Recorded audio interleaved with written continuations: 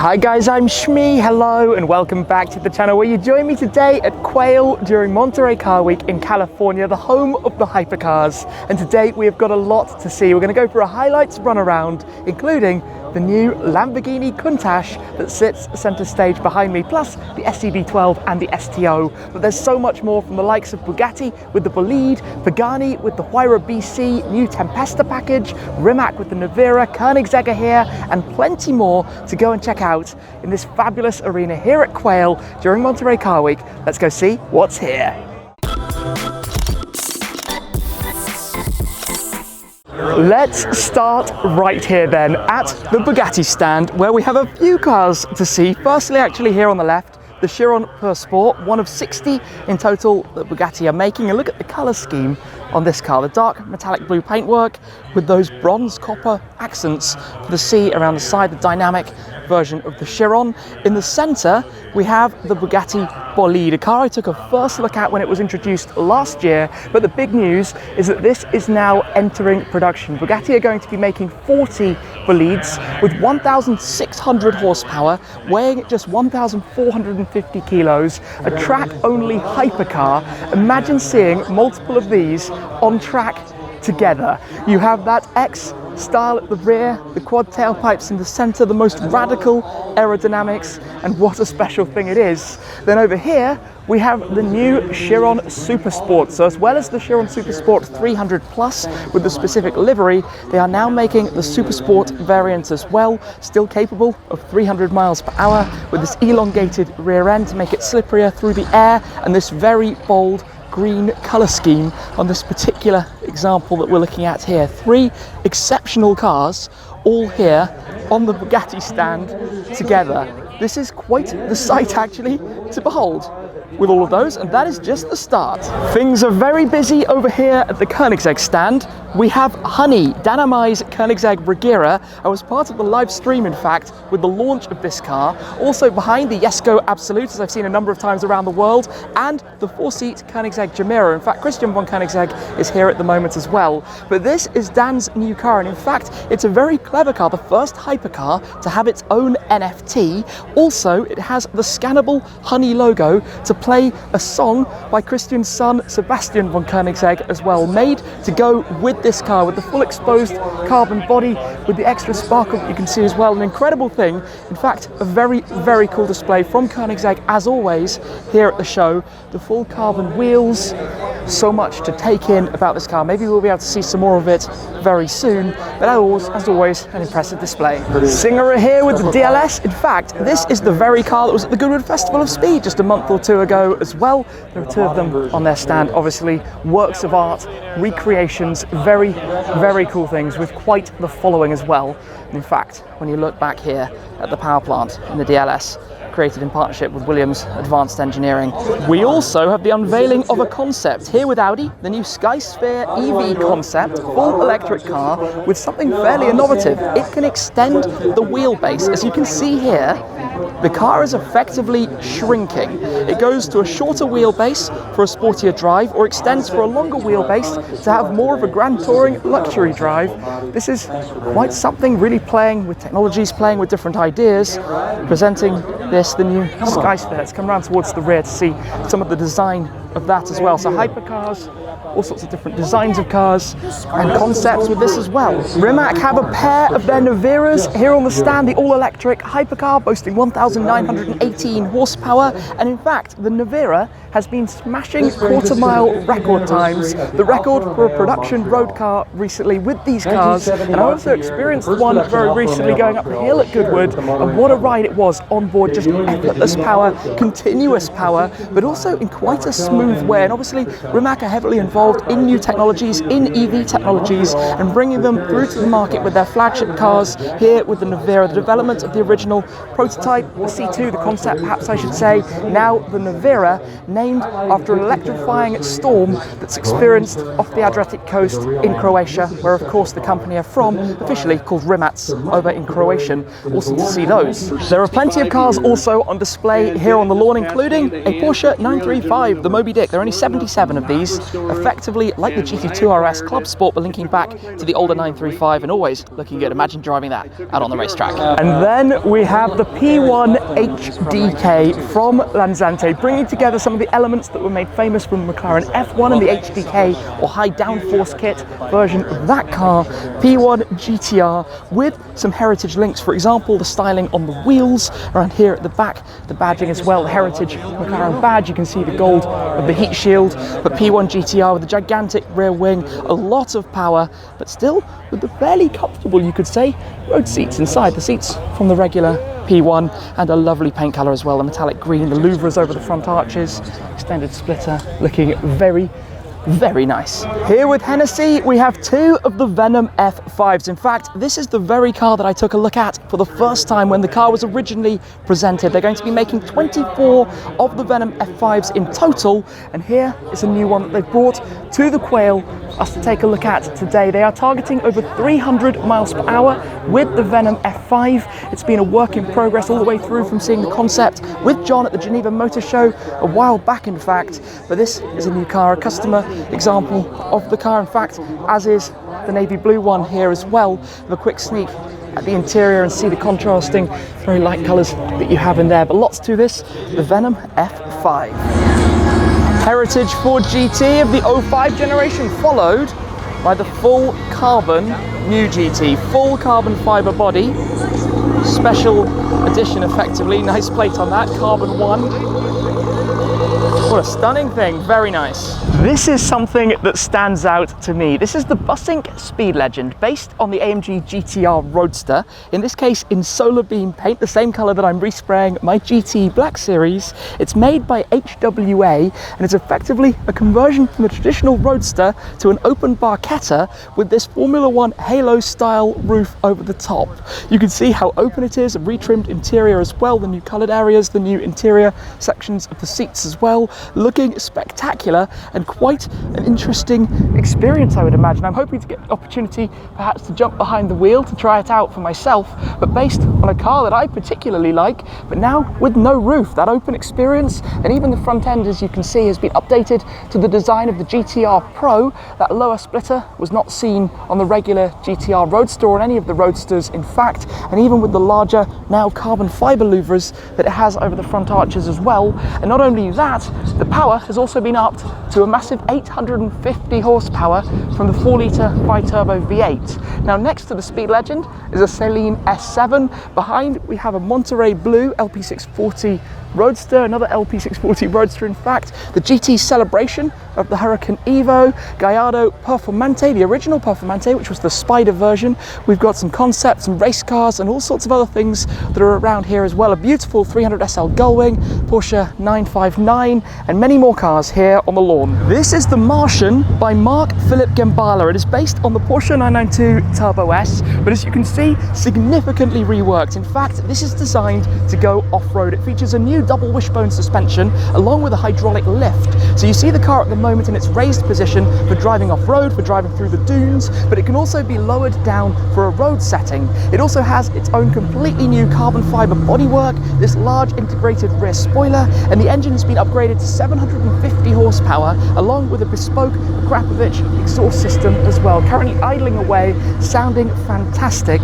I've been involved a little bit chatting with Mark through the process of this car coming to fruition. It's amazing to now see it here, to be parked on the lawn at the Quail, part of this event. This is a car that I have been personally really looking forward to seeing myself, the SSC Tuatara, and of course you will be familiar with the discussions around this car last year, but really in person it is quite something to behold. And in fact, I've just met with Jared Shelby for the first time. We've been talking about some exciting plans for the future and perhaps an opportunity to feature this car, to learn more about it, to get a proper understanding of the engineering, what it's all about, the story behind the company, and everything that's brought it now to seeing car number one. We'll just have a quick sneak through the window as well to see the interior, based around a carbon fibre monocoque, but of course smashing now the speed records, 282.9 miles per hour, the speed that this car managed to achieve. That is a very loud Aventador SV that we can hear in the background. In fact, there's a Bronco just there as well. but things got loud when that started up. More hypercar royalty on the lawn, the Ferrari F40 with a Pagani Zonda F behind. In fact, we'll head up to the Paganis there while we make our way up towards the Lamborghini Countach in a second. The SV Roadster rolls out, but also that's not all. Here we have a quite special lineup. 570 GT 720S, the McLaren P1, the SLR McLaren, Lamborghini Countach SLS, and a Jaguar XJ220 as well to complete the line. It just goes on and on. I'm quite pleased to see this. The McLaren Elva, limited to 149 units, but you might notice this one has the optional windshield installed. Now typically the Elva would be a completely open Barchetta, but you can opt to have it with the windshield still completely open. There's no retractable roof or anything like that, but this way you could drive the car without having stones hitting you in the face, and I think get a little bit more use out of it. And to be honest, that's how I would spec an Elva myself. Let's come and take a look then at one of the highlights of the show here on the Lamborghini stand. In fact, 4 cars to take a look at, but firstly, the new Lamborghini Countach LPI 800-4, a homage to the Countach that now celebrates its 50th anniversary since it was first introduced. This is based on the V12 platform, but of course significant design inspirations from the Countach by Mitja Borkert and the team at Lamborghini's design department, Centro Stile. There are going to be 112 of them in total, which actually comes from the original code name of the Countach, the LP112. It boasts 814 horsepower from the hybrid 6.5 litre V12, also with a supercapacitor and 48-volt electric system to add that power through the 4-wheel drive with the automated manual gearbox. But it's really all about the design. This very low, flat nose, the off-center Countach logo that you have at the front, the bespoke bodywork, the new headlights and details that have been created for this, the gills, for example, that you have on the side with those higher vents for the intakes, for the cooling of the car itself, and even a bespoke heritage option for the interior as well, with other configurable details about this. Part of Lamborghini's few-off series of cars, really, joining the likes of the Rebenton, Sesto Elemento, Veneno, Centenario, and more recently the Sian. 112 of those then launched right here. The global debut, the first opportunity to see it in person, a car that I did get to share a first look with you to go into more detail about as well. Also here on the stand, we have the Aventador Ultimate, the final version, the Ultimate, the last, this being the Roadster. There are going to be 350 Ultimate Coupes and 250 of the Roadsters. And there are some extra details to this. For example, inside you can see these Y shapes that you see all throughout the design on the Aventador, even there on the bulkhead at the back, and the inserts for the seats as well on the Ultimate. If we come around here though, this is quite a monster. This is the Essenza SC V12, the track-only hypercar. This is basically for clients to be able to enjoy on the racetrack, akin to the Bugatti Bolide, and having heard one of these in action, it is absolutely insane. 830 horsepower from the naturally aspirated V12, elongated bodywork, very aggressive aerodynamics, and just the most monstrous of monstrous vehicles. And finally here with Lamborghini, the Huracan STO, the future Shmee-mobile, due in just a couple of months. This car in the satin grey paintwork, but 640 horsepower from the 5.2 litre V10, based or inspired by the Super Trofeo race cars and the Super Trofeo GT3 as well. Very, very cool flagship lineup here from Lamborghini, right beside the entrance to the Quail, because this is undoubtedly one of the absolute stars of the show, the new Lamborghini Countach. Rolling out then, we have the Martian.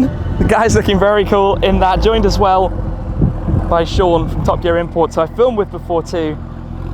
Sounds good with the turbos and looks in its natural habitat, heading across the grass here, although that can probably tackle some seriously challenging terrain. It's quickly getting towards the end of the day. The cars are departing, but this is the new Acura NSX Type S, effectively the last hurrah for this generation of the Acura and Honda NSX. More power, redesigned, new bodywork, for example, around the rear, the spoiler, featuring a number of upgrades under the skin as well. For example, faster downshifts, the ability to rattle down through the gears. At the front, we've got a completely new look to the front bumper, new design, new styling, much more aggressive than the standard car, of course, that came before. There are going to be just 350 of these, 300 of which will be here in the US market. The other 50 will be around the rest of the world, but none in Europe.